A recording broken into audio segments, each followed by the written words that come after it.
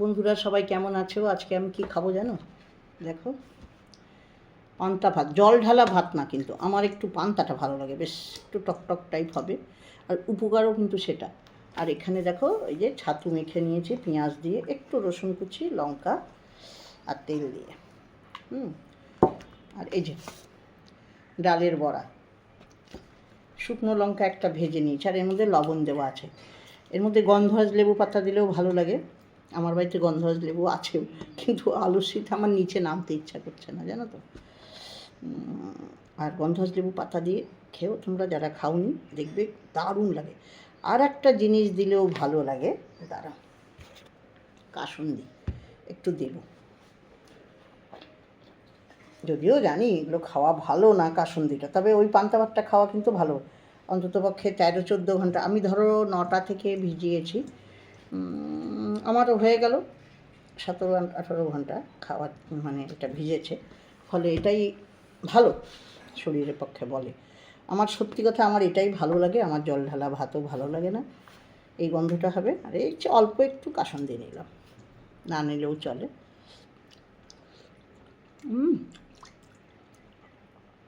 আর গন্ধরাজ লেবুটা দিলে না আরও ভালো হতো, তবে ঠান্ডাটা এখনও সেভাবে পড়েনি, গরমটা সেভাবে পড়েনি, তাই অতটা স্বাদ আসছে না টকটকটা।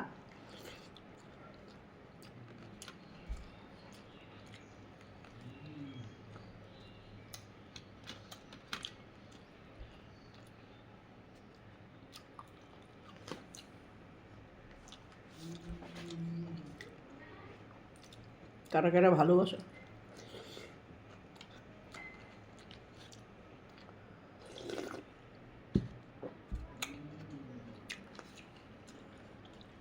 আর ছাতু মাখাটা না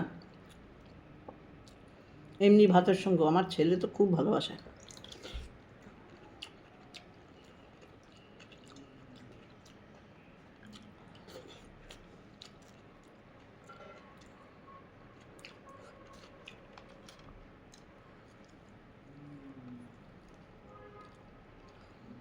এটা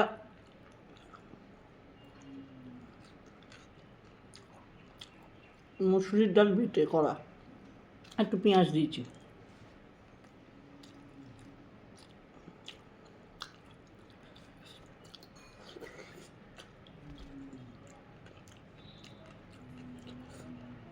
এটাই আমার দুপুরের খাবার। আজ শুক্রবার, ভাত মাছের ঝোল করে ছেলেকে দিয়ে দিয়েছি, আর বড়াও কটা ভেজে দিয়েছি, আর ছেলে মুড়ি টিফিন নিয়ে গেছে। আমার ছেলে মুড়ি খেতে খুব ভালোবাসে, ওকে মুড়ির সঙ্গেও বড়া দিয়েছি।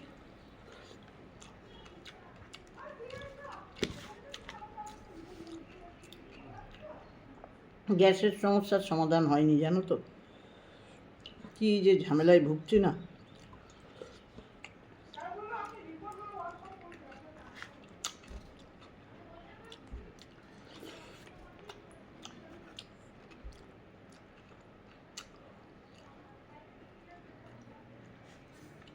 খবর দেওয়ার পরও আসছে না। অনেকেই বলছে গ্যাসের সমস্যার সমাধান হয়েছে। কি সমাধান হলো বলো দেখি? গ্যাসই যদি না এলো, কি সমাধান হলো এতে?